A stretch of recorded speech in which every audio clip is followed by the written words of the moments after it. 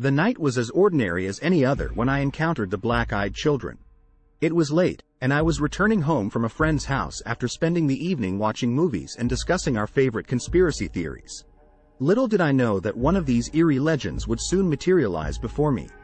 As I pulled into my driveway, I noticed two children standing on the sidewalk near my house.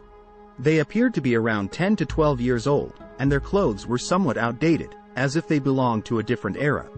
I couldn't see their faces clearly, but something about them seemed off. I brushed it off as a trick of the dim streetlight and headed inside. As I unlocked my front door, I heard a knock. Startled, I turned to see the same two children now standing on my doorstep. Their eyes were completely black, devoid of any white or color, which sent a chill down my spine. Despite the unease that washed over me, I asked them what they wanted. "We need to call our parents," the older one said, his voice monotone and devoid of emotion. "Can we come in?" My instincts screamed at me not to let these strange children into my home, but I also felt a strange compulsion to do so. I hesitated for a moment, and that hesitation was enough to break the spell. I told them I could call their parents for them, but they could not come inside. Their expressions remained unchanged, but there was a palpable shift in the atmosphere. The younger one spoke up, her voice just as flat and emotionless as the boy's. "Please let us in. We're just children, and we're lost." I felt a mixture of pity and fear, but I couldn't bring myself to let them in.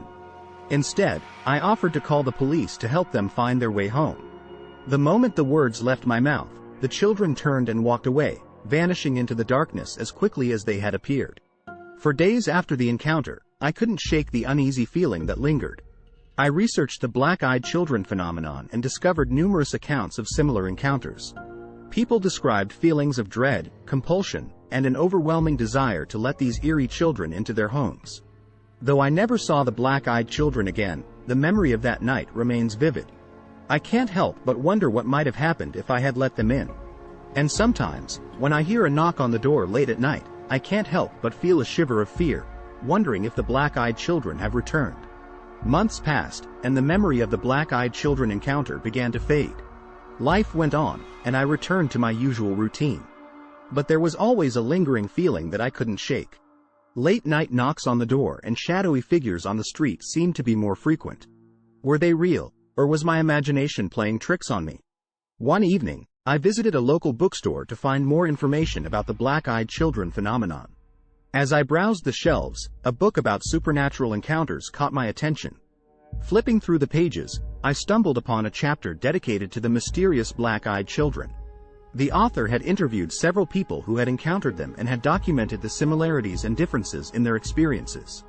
As I read further, I discovered that some who had let the black-eyed children into their homes reported unexplainable events following the encounter. They claimed to experience nightmares, unexplained illnesses, and a series of bad luck. The author theorized that the children might be some form of malevolent entity, feeding off the fear and energy of those they interacted with. I decided to buy the book and delve deeper into the subject. As I walked to the checkout counter, I noticed a woman browsing nearby. She appeared to be watching me with a curious expression, but when our eyes met, she quickly looked away. There was something familiar about her, but I couldn't quite place it. I paid for the book and exited the store, the unsettling feeling growing stronger. As I walked to my car, I glanced back and saw the woman following me. Her eyes were hidden behind dark sunglasses, but there was no mistaking the sense of dread that washed over me as she approached. "Excuse me," she said, her voice eerily similar to the black-eyed children's monotone. "You seem to be interested in the phenomenon of the black-eyed children." I hesitated, unsure of how to respond. "Yes, I've had an encounter with them," I admitted, wondering if I should share my experience with a stranger. The woman removed her sunglasses, and my heart skipped a beat. Her eyes were entirely black, just like the children's. She leaned in closer, her voice barely a whisper. "You were wise not to let us in. But we will never stop trying." With that, she turned and walked away, leaving me frozen in fear. The encounter in the bookstore was a chilling reminder that the black-eyed children were still out there, seeking entry to homes and lives. I knew that I had to remain vigilant, for one day they might come knocking again, and the consequences of letting them in could be far more terrifying than I could ever imagine.